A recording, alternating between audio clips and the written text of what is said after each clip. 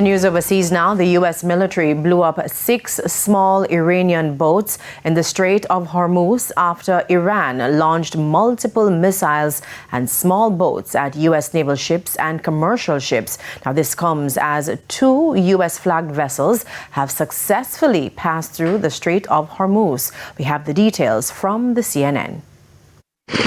The U.S. Central Command is touting the success of 2 U.S.-flagged merchant vessels safely navigating through the Strait of Hormuz. My hat's off to the merchant captains who made that decision to go evidently unescorted through the strait. The U.S. Navy guided missile destroyers are working in support of President Donald Trump's newly announced Project Freedom.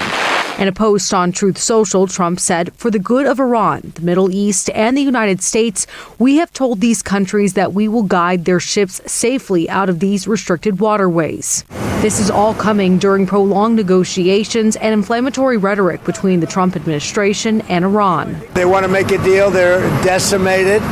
They're having a hard time figuring out who their leader is. Anything we can do to undermine that control is a good thing.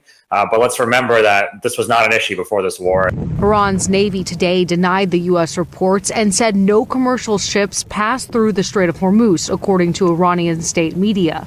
While a top Iranian military official warned, quote, "Any foreign military force, especially the invading American army, will be attacked if they try to approach or enter the strait." CENTCOM denied a U.S. vessel was struck by Iranian missiles after Iranian state media claimed it happened. If the Strait of Hormuz does not reopen soon, experts worry U.S. gas could hit $5 a gallon. Prices have skyrocketed to $4.46 a gallon on Monday, up 35 cents from just a week ago, according to AAA. And the primetime news package continues with sports after this break.